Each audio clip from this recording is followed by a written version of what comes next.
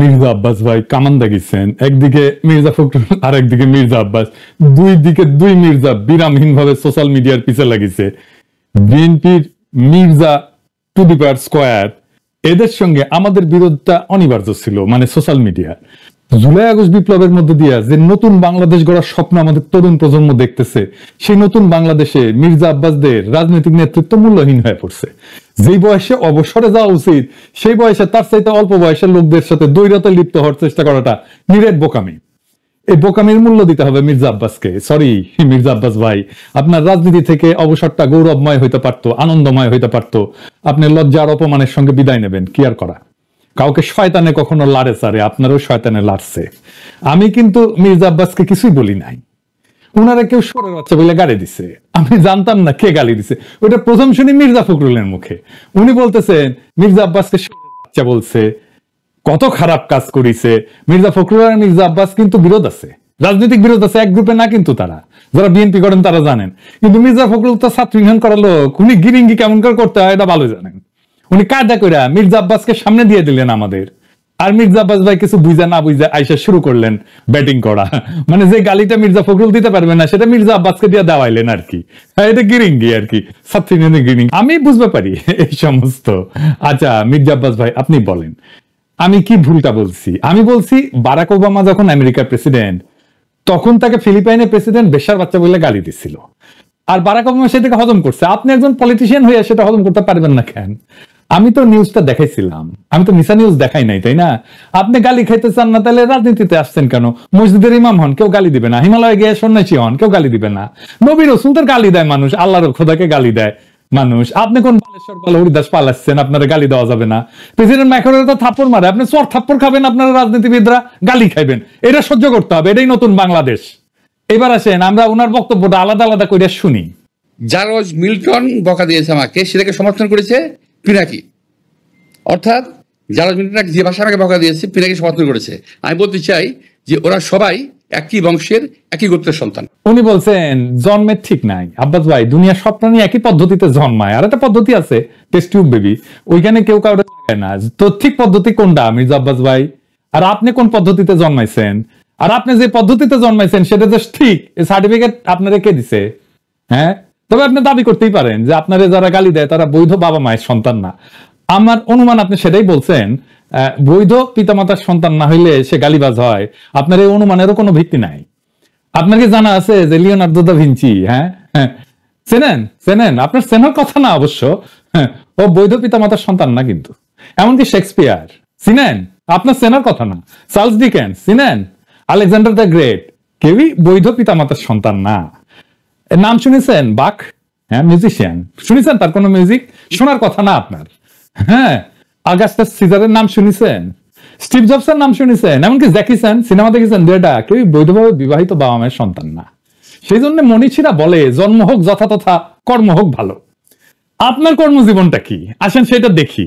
আপনার কর্মজীবন কি ভালো? না মির্জা ভাই, আপনার কর্মজীবন ভালো না। আপনার কর্মজীবন কলঙ্কে ভরা। না, আমি কোন পত্রিকার নিউজ নিয়ে আপনার চরিত্র হনন করব না, ওইটা আমার কাজ না। 2015 সালে আপনি আপনার নিজের দাখিল করা হলফনামা থেকেই দেখাবো। আসেন আমরা আমাদের ঠিক পথে জন্ম না হওয়া মির্জা আব্বাস ভাইয়ের আমলনামা দেখি। আচ্ছা মির্জা আব্বাস ভাই, মির্জা তো আপনার পারিবারিক পদবি না, তাই না? এটা আপনি লাগাইছেন পরে। আপনার বাবার নামের আগে তো মির্জা নাই, তাই না? আপনার বাবার নাম আব্দুর রাজ্জাক। আপনার এখানে মির্জা লাগাইতে হইল ইনফিরিয়রিটি কমপ্লেক্সে। এলিট হইতে চাইছেন, নতুন বাংলাদেশের এলিট হইতে চাইছেন না? টাকা পয়সা হয়েছে, এখন মির্জা না থাকলে কেঙ্কা হয়? অসুবিধা নাই, বাঙ্গুল্যান্ডে এভাবেই সব এলিট গড়ে উঠছে, ওই যে সোহরাওয়ার্দীর বডিগার্ড থেকে। আচ্ছা যাই হোক, মির্জা আব্বাস তো এটা ব্যাংকের মালিক, জানেন তো? ঢাকা ব্যাংক 1995 সালে ব্যাংকটা প্রতিষ্ঠিত হয়, মির্জা আব্বাসই প্রতিষ্ঠাতা। এই ঢাকা ব্যাংকটা দেশের প্রথম দিকের বেসরকারি মালিকানায় প্রতিষ্ঠিত ব্যাংকগুলোর মধ্যে অন্যতম ব্যাংক। কোনো সমস্যা হয়নি। অনেক ব্যাংকের সমস্যা হয়েছে, জয় বাংলা হয়ে গেছে হাসিনার আমলে। মির্জা আব্বাসের ব্যাংকের কোনো সমস্যা হয়েছে? হয় নাই। হ্যাঁ, তো ব্যাংক প্রতিষ্ঠার টাকা পেলেন কেমনে মির্জা আব্বাস ভাই? আপনার ফ্যামিলি কি জমিদার ছিল? আপনার আব্বা কি করতেন? আসেন আমরা এবার দেখি ওনার আব্বা কি করতেন। ওনার আব্বা মতিঝিল সরকারি উচ্চ বিদ্যালয় এবং মতিঝিল সেন্ট্রাল গভর্নমেন্ট স্কুল হিসেবে যেটা পরিচিত, ওই স্কুলের দপ্তরই ছিলেন। ডং ডং ডং ডং ডং ডং কইরা ঘন্টা বাজাইতেন। কি মির্জা আব্বাস ভাই, খারাপ লাগলো? হ্যাঁ, দপ্তরের কাজ খারাপ না, সম্মানের কাজ, কিন্তু আপনি যে কাজ করতেছেন সেটা সম্মানের না। দপ্তরের কাজের পাশাপাশি আপনার স্কুলের সামনে মসজিদের সাথে একটা ছোট্ট পুরীর দোকান ছিল। পুরি বানাইতেন আপনার আব্বা, ওই পুরীর দোকান চালাইতেন। ওই সিপার পুরীর দোকানের জমিটাও ছিল রেলের। এখনো আপনি রেলের জায়গা দখল করে বাসা বানায় বসবাস করছেন। হয়তো পরের জায়গা, পরের জমি, ঘর বানাইয়া আমি রই, আমি তো ভাই জমির মালিক নই। দপ্তরি থাকাটা কোনো অপরাধ না, লজ্জারও না, কিন্তু ওই অবস্থা থেকে ব্যাংক মালিক হওয়ার জার্নিটা আমরা বুঝে দেখতে চাই। কেমনে বাংলাদেশের এলিট তৈরি হয়েছে, কেমনে বাংলাদেশের পলিটিশিয়ানরা তৈরি হয়েছে, কেমনে বাংলাদেশের রাজনীতিতে দুর্বৃত্তায়ন হয়েছে। 1991 সালে প্রথম এমপি হন মির্জা আব্বাস, তারপরে কিছুদিনের মধ্যে ঢাকার মেয়র, আর 4 বছরের মধ্যে ব্যাংক মালিক। এমপির বেতন কত মির্জা ভাই? মন্ত্রীর বেতন কত? 1-1.5 লাখ টাকা সেই সময় মাসে, তাই না? তো কোন জাদুর কাঠি পাইলেন যে ব্যাংক বানানোর টাকা পাইছেন? এমপি হওয়ার আগে কি করতেন আপনি? আপনি ছিলেন কমিশনার। কমিশনারের বেতন কত? আপনার বৈধ ব্যবসা কি ছিল? বৈধ ব্যবসা ছিল ওই অঞ্চলে শাহজাহানপুরের গরুর হাটের ইজারা নিতেন আপনি। সে 75 পরবর্তী সময় কমলাপুর রেলওয়ে যত ঠিকাদারি, সড়ক পরিবহন সব আরো বহু জায়গা থেকে চাঁদা উঠাইতেন। চান্দা তোলাটা আপনার পুরানো অভ্যাস, তাই চান্দা তুলে আমাদের টাকা দিতে চায় যেন আমরা ইউটিউবিং ছাড়ি। শুনেন, ওরা ওই যে ইউটিউবের মধ্যে কি যে পয়সা কামানোর একটা রাস্তা আছে ওদের, সে পয়সা কামাইতেছে। আরে ভাই, পয়সা যদি লাগে আমাদেরকে বল, আমরা চাঁদা দিলে দিব না, অসুবিধা নাই তো। চান্দা তোলা ছাড়া আর কিছু করার যোগ্যতা মির্জা আব্বাস আপনার ছিল না কোনোদিনই, কারণ উনি আবার দারুণ মেধাবী। আপনার ইউনিভার্সিটিতে পড়ার যোগ্যতা হয় নাই, সোহরাওয়ার্দী কলেজ থেকে 2nd ক্লাসের ডিগ্রি পাস করেছেন, এই যে সার্টিফিকেট আপনার, দেখেছেন? আল্লাহ বাঁচাইছে, আর একটু কম হলে তো জাতির ফিতা হয়ে যাইতেন। তো উনি নিজেই নিজের সার্টিফিকেট দাখিল করেছিলেন। যাই হোক, এই একাডেমিক কোয়ালিফিকেশন নিয়ে আপনার তো কেরানিরও চাকরি হতো না কোথাও, বাংলাদেশেও না। আপনার তো কিছু করার ক্ষমতাই নাই। ইউটিউবে টাকা পাওয়া যায়, কথা সত্য, বই লেখাও টাকা পাওয়া যায়, শিক্ষকতা করিয়া, অভিনয় করিয়া, কবিতা লিখা, গান গাইয়া টাকা পাওয়া যায়, প্লেন চালালেও টাকা পাওয়া যায়, রিক্সা চালালেও টাকা পাওয়া যায়, আপনার ড্রাইভারও যে ড্রাইভিং করে সেটা তো টাকা পাওয়া যায়। তো আপনি এর কোনোটাই পারেন না। আপনি চান্দা তুলে টাকা তুলতে পারেন, ওটাই আপনার উপার্জন, ওইটাই আপনার ক্ষমতা।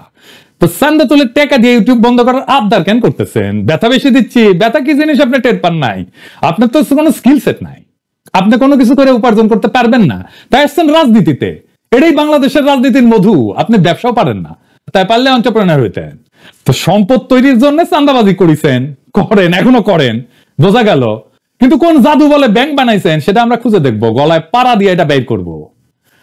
আমরা আরো আগে যাই, 1971-এ আপনি তখন মোটামুটি দামরা, কলেজে পড়েন, আপনি নিজে দাবি করেছেন আপনি মুক্তিযোদ্ধা।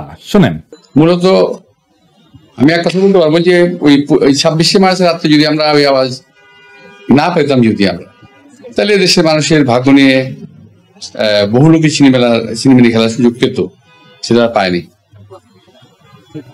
পরবর্তীতে আমরা মুক্তিযুদ্ধে যাই এবং দেশের স্বাধীনতা যুদ্ধে অংশগ্রহণ করি। এটা আবার বিএনপির পেজ থেকে শেয়ার দেওয়া। এই বক্তব্যে উনি বলছেন মুক্তিযুদ্ধে কি করেছেন সেটার কোনো কিন্তু উল্লেখ নাই। 25শে মার্চে কি হয়েছে, শাহজাহানপুরে ওনার বাসা থেকে কি দেখেছেন, ওইটুকুই শুধু বলতে পারেন, তার বাইরে আর যাইতে পারেন না। তার বাইরে গেলে জিয়াউর রহমান মুক্তিযুদ্ধের ঘোষণা অমুক তমুক ওই জায়গায় চলে যান। উনি কোথাও মুক্তিযুদ্ধ করেন নাই। কোন সেক্টরে যুদ্ধ করেছেন, কোথায় ট্রেনিং নিছেন, কারা ছিল সহযোদ্ধা? মিছা কথা কইতে লজ্জা লাগে না মির্জা আব্বাস? এটা চেনেন? 1971-এ পাকিস্তানি বাহিনী তার নাম শুনলে কাপড় নষ্ট করে ফেলতো। ঢাকার গেরিলা মুক্তিযোদ্ধা সাদেক হোসেন খোকার দলের। আমি তার কাছ থেকে জানছি আপনি মুক্তিযুদ্ধ করেন নাই। এমনকি আপনি এই যে যারা মুক্তিযুদ্ধ করছে একই সময় ঢাকায়, আজম খান, ইকবাল সুফি, আলমাস লস্কর, কাজী মোহাম্মদ হেদায়তুল্লাহ, মোহাম্মদ শফি, খুরশিদ আব্দুল মতিন, আবু তাহের, মোহাম্মদ বাশার, খন্দকার আবু জায়েদ, জিন্না, ফরাদ জামিল, ফুয়াদ, মোহাম্মদ শামসুল হুদা, ডক্টর নিজাম, জাহের, কোসি, ঢাকার মুক্তিযুদ্ধের সেই উজ্জ্বল নামগুলা কারো বন্ধু সার্কেলের লোক আপনি ছিলেন না। 1971-এ মুক্তিযুদ্ধের যাওয়ার সাহস হয় নাই, আজ আসছেন 71 বাঁচাইতে, দ্বিতীয় স্বাধীনতাকে অস্বীকার করতে। বাহ বাহ, চমৎকার চমৎকার। আর এক জাফর ইকবাল রাজনীতিতে আবার বলছেন আমরা নাকি হাসিনারে যারা সমর্থন করছে সে ব্যবসায়ীদের বিরুদ্ধে কিছু বলি না। শুক্রের গ্রুপ ওরা কিন্তু দেখেন, ওরা শুধু রাজনীতিবিদদের পিছনে লেগেছে, কিন্তু যারা নাকি এই যে হত্যাকাণ্ড ঘটালো, মির্জা আব্বাস কি শুক্রে 8 দিন হইলে আমার ভিডিও দেখেন, পিনাকি কাউরে ছাড়িছে? হাসিনা যখন ক্ষমতায় তখন একটা এপিসোডই করছে আলাদা করে ফ্যাসিবাদের সমর্থক, কিন্তু হাসিনা যাওয়ার পরে আপনার সামনে কেন সময় টিভির মাইক্রোফোন এডিটর সাহেব বড় কইরা দেখান? মাথার উপরে কেন চ্যানেল 24 এর লোগো? ওরা কি আপনার দুলাভাই লাগে নাকি আপনার চান্দা দেয়? আবার শোনেন, বলতেছে আমরা নাকি সবার পিছিয়ে লাগি। এই গোষ্ঠী কখনো বাংলাদেশকে স্থিতিশীল থাকতে দেবে না, কখনো আমার বিরুদ্ধে, কখনো ওর বিরুদ্ধে, কখনো তার বিরুদ্ধে লেগেই থাকবে। আপনি অপেক্ষা করেন, কদিন পর তার ইউনিট সাহেবকে ধরবে। ইন্ডিয়ান লেসপেন্সারি যারা করে তাদের পিছিয়ে লাগিয়েছি, প্রফেসর ইউনুসের পিছনে নাকি আমরা লাগবো? অবশ্যই লাগবো, যদি প্রফেসর ইউনুস ইন্ডিয়ান লেসপেন্সারি করে। ইন্ডিয়ান লেসপেন্সারি বাদ দেন, তারপরে এসে আলাপ করতে। আমাদের কাছে খবর আছে, বুঝছেন, সব খবর আছে। কি করেছেন হাসিনার আমলে, কেমনে কারে ম্যানেজ করেছেন, সব খবর আছে। আপনাদের দলের লোকেরা বলে সোশ্যাল মিডিয়া কিছু না, মাঠের রাজনীতি, ভোটের রাজনীতি আসল। হ্যাঁ, আসেন সোশ্যাল মিডিয়া নিয়ে কি করে বিএনপি দেখি। বিএনপি প্ল্যান নিছে যে তাদের ফেসবুকের পোস্টে তো কেউ যায় না, মাসি মারে ওরা নিজেরা বসে, তো স্পন্সর পড়তে পয়সা খরচ কর, টাকা খরচ কর, তা করবে না তারা। বট রিয়াক্ট, বট মানে বুঝেছেন তো, যন্ত্র থেকে ওই যে লাইক শেয়ার দিবে, বুঝেছেন, কমেন্ট করবে, বট দিয়ে রিয়াক্ট দেন। দেখেন সব ভিয়েতনামের আইডি, দেখেছেন? হ্যাঁ, আপনারা বিএনপির পোস্ট দেখবেন যে হাজার হাজার লাভ রিয়াক্ট করেছে, ভালোবাসা যে বন্যা হয়ে যাইতেছে, আপনারা প্রভাবিত হয়ে যাবেন। আরে বাপরা সর্বনাশ, ভালো কাজ করেছে তো, ভালো কথা, আমি একটা লাভ রিয়াক্ট দিয়ে দিই। মানুষের সাথে এরকম প্রতারণা করতে পারে কেউ? আওয়ামী লীগ এরকম প্রতারণা করে নাই জনগণের সাথে, বিএনপি যেটা করছে, দেখেছেন? এটাই আপনাদের জার্নি, এটাই বাংলাদেশের রাজনীতি, এটাই হয় মন্ত্রী, দলের শীর্ষ নেতা, আর একাডেমিক যোগ্যতায় কেরানি হয়ে যার জীবন পার করার কথা ছিল, সে হয় মন্ত্রী। যার উপার্জনের ধান্দাই হইতেছে কিভাবে অন্যরে ঠকাবে, আরেকজনকে অতিরিক্ত সুবিধা দেবে, অন্যরা বঞ্চনা করবে বা ভয় দেখায় উপার্জন করবে, চান্দা নেবে। আমি যদি 1 টাকা ইউটিউবে উপার্জন করি না, সেটা আমার ইনকাম ট্যাক্সের ফাইলে আছে, এটা আমার বৈধ উপার্জন। আমি 1 টাকা যদি খরচা করি, ওটাও দেখাইতে পারবো আমি কিভাবে এই 1 টাকা উপার্জন করছি। আপনি জিন্দেগিতে দেখাইতে পারবেন না কিভাবে আপনি ব্যাংক বানানোর টাকা পাইছেন, জিন্দেগিতে পারবেন না, চ্যালেঞ্জ দিলাম আপনাকে। আপনার বৈধ উপার্জন কি? আপনি নিজেই ঘোষণায় বলছেন বাড়ি ভাড়ার টাকা আর ব্যাংকে রাখা সঞ্চয়পত্র। বাড়ি ভাড়ার টাকা পেট চালান, বসে বসে খান, আর ব্যাংকের একটা সঞ্চয়পত্র, ওটি থেকে সুদ আসে, এটা হইতেছে আপনার উপার্জন। তাও এটা আজকের কথা না, 10 বছর আগের কথা। লজ্জা লাগে না আপনার? হ্যাঁ, আমার প্রত্যেকটা পয়সা হালাল, আপনার প্রত্যেকটা পয়সা হারাম। আপনি দাবি করতে পারবেন আপনার প্রত্যেকটা পয়সা হালাল? পারবেন না। বুকে হাত দিয়া বলবেন, আল্লাহর কসম কাইটা বলবেন, দেখাই দেবেন আপনার উপার্জন কিভাবে হয়েছে, কেমনে আপনি ব্যাংক করছেন। আপনি কাউরে না কাউকে বঞ্চনা করে সুবিধা দেওয়া, ভয় দেখায় যে টাকা উপার্জন করছেন, সে উপার্জনের টাকা দিয়ে ক্যাডার পালেন, সে ক্যাডার ভোটে জিতায়, আর অনুপার্জিত টাকায় ভোট কিনা এমপি হয়ে যান আপনি। আপনার দলের লোকেরা ভোটের কথা বলে, ভোটের কথা গপ্প শুনে না আমাদেরকে। নমিনেশন কিনতে হয় পার্টি থেকে, চান্দা দিয়া, তারপরে টাকা ছিটায় ভোট কিনতে হয়, কেন্দ্র দখল করতে হয়, জাল ভোট দিতে হয়, এই দিয়ে চলছে এতদিন। ভোটের শক্তির রোয়াব দেখায় না, ওই রোয়াব আমরা ফুটে করে দিতে পারি। জুলাই বিপ্লবের আকাঙ্ক্ষা ছিল এই বন্দোবস্তের পরিবর্তন, সত্যিকারের মেধাবীদের দিয়ে রাষ্ট্র চালানো। আপনার কোনো স্কিল নাই মন্ত্রী হওয়ার, আপনি রাষ্ট্র জিনিসটাই বুঝেন নাই, আপনি রাজনীতিও বুঝেন নাই। ক্ষমতা আপনার কাছে টাকা উপার্জনের মৌকা, আর কিচ্ছু না। মির্জা ফখরুল বলছেন আমরা কোথায় নিয়ে যেতে চাই দেশকে, শুনেন। সোশ্যাল মিডিয়াতে কিছু নতুন নতুন, আমি বলি কুতুব আবির্ভূত হয়েছে, তারা বাংলাদেশকে কোথায় নিয়ে যেতে চায় আমি জানি না। আমরা দেশ থেকে ফ্যাসিবাদের সমস্ত কলঙ্ক চিহ্ন মুছবো, আমরা বাংলাদেশে ভারতের তালুকদারি বন্ধ করব, চিরতরে আমরা বাংলাদেশে একটা সাম্যের ইনসাফের রাষ্ট্র করব। আপনারা মির্জা ফখরুল সেই স্বপ্নের সামনে বাধা হয়ে দাঁড়ায় আছেন। দেশের জনগণ জানে, বুঝতে পারে প্রফেসর ইউনূসকে কেন তাড়ানোর চেষ্টা করতেছেন, কেন দ্রুত নির্বাচন চান। জনগণের জন্য প্রফেসর ইউনূসের এই অতি অল্প সময়ের শাসন হয়ে থাকবে একটা স্বপ্নের মতো, এক অলিক সম্ভাবনার মতো, এক বিদ্যুৎ চমকের মতো সময়। তারপর বাংলাদেশ আবার ফিরে যাবে আপনাদের সেই আদিম জমিদারি ব্যবস্থায়, আপনাদের সেই মাফিয়া শাসনে। আবার কালো টাকা এবং পেশি শক্তির মাস্তানেরা গাড়িতে পতাকা ওড়ায় ঘুরবে, হেলিকপ্টারে চড়বে, দলীয় মাজারের খাদেম। আবার আমাদের ভয়ে ভয়ে বাঁচতে হবে, ক্ষমতার অঙ্গুল হেননের নিয়ত নির্দিষ্ট হবে আমাদের মতো ছোটখাটো মানুষদের।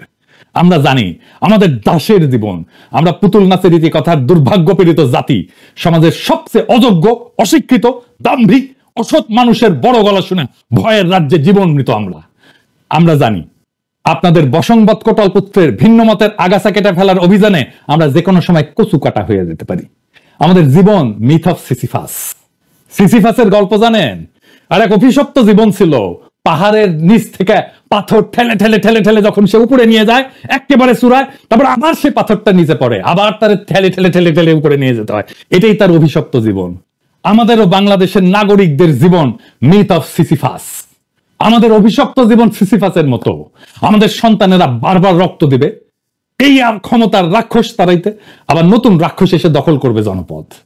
আমাদের আসলেই কোনো মুক্তি নাই। কিন্তু মির্জা আব্বাস মনে রেখেন, পৃথিবীতে যদি একজন মানুষও থাকে এই নষ্ট দুর্বৃত্তের রাজনীতির মুখোশ খুলে দেবে, সেটা আমি। ঈদের জামাতে যারা প্রফেসর ইউনূসের হাত ছুঁইছে তারা বলছে আকুল ভাবে ছাড়ার 5টা বছর থাকেন, কারণ তারা জানে ওই লোকটা তাদের মানুষের মর্যাদা দিছে। বেশি দিন লাগে নাই, মাত্র 7-8 মাস। মানুষ তার বিপুল সম্ভাবনা আর তাদের অফুরন্ত শক্তির খোঁজ পাইছে। জাতির প্রাণ শক্তি জায়গা উঠছে। এটাই বিপ্লব। আমরা এই পরিবর্তনের জন্য জান লড়াই দিছি, এই জন্য আমাদের বাচ্চারা জীবন দিছে জুলাই আগস্টে। এটাই বিপ্লবের রুহানি প্লাবন। সেই বিপ্লবের আইকন আজকে প্রফেসর ইউনূস। জনতার স্বপ্নের সামনে বাধা হইয়া দাঁড়াইলে জনতাই আপনাদেরকে রুখে দেবে। সেই দিন বুঝবেন সোশ্যাল মিডিয়া কি জিনিস। আপনারা ক্ষমতায় আসতে পারেন, কিন্তু কোনোভাবেই এই স্বপ্নের সময় প্রফেসর ইউনূসের করে দেওয়া যাওয়া অর্জনকে অতিক্রম করতে পারবেন না। আপনাদের সেই পরাজয়ের কথা এখনই লেখা হয়ে গেছে, প্রত্যেক দিন লেখা হচ্ছে। এই নতুন বাংলাদেশের স্বপ্নে যারা অন্তরায় হয়ে দাঁড়াইছে তাদের ভবিষ্যৎ অনিবার্যভাবে ম্লান। ইতিহাসের নিয়মে জনগণের ইচ্ছার বিপরীতে দাঁড়ানো মানেই পরাজয়। মির্জা আব্বাস এবং তার মতো নেতৃত্বের অবসান অনিবার্য। আমরা জানি এই লড়াই শুধু ক্ষমতার না, এই লড়াই ইনসাফের, সাম্যের, মুক্তির। আমাদের তরুণ প্রজন্ম আজ যে নতুন বাংলাদেশের স্বপ্ন দেখছে, যেখানে দুর্বৃত্তের রাজনীতি, চাঁদাবাজির আধিপত্য কিংবা ক্ষমতার দম্ভের কোনো স্থান নাই, সেখানে থাকবে সৎ, মেধাবী, প্রগতিশীল নেতৃত্ব। প্রফেসর ইউনূস এই নতুন স্বপ্নের প্রতীক। তার নেতৃত্বে যে নতুন দেশ গড়ার লড়াই শুরু হয়েছে, তা জনতার হৃদয়ে আরেক বিপ্লবের আগুন জ্বালায় দিছে। এই আগুন নিভে যাওয়ার না। জনতা জানে, জনগণ জানে এই পরিবর্তন তাদের জীবনে, তাদের ভাগ্যের, তাদের সন্তানের ভবিষ্যতের প্রশ্ন। তাই মির্জা আব্বাস কিংবা তার মতো অতীতের রাজনীতির নেতাদের কাছে আমাদের একটাই বার্তা, সময় বদলাইছে, জনতার স্বপ্নকে দমায় রাখা যাবে না। নতুন বাংলাদেশে মিথ্যা, দুর্নীতি, ক্ষমতার অপব্যবহার থাকবে না। আমাদের লড়াই চলবে জুলাই আগস্ট বিপ্লবের প্রকৃত অর্থ বাস্তবায়ন না হওয়া পর্যন্ত। এই নতুন বাংলাদেশের স্বপ্ন বাস্তবায়নের পথে প্রত্যেকটা বাধাকে পাড়ায় আমরা আগায় যাব একটা সত্যিকারের স্বাধীন, সাম্যের,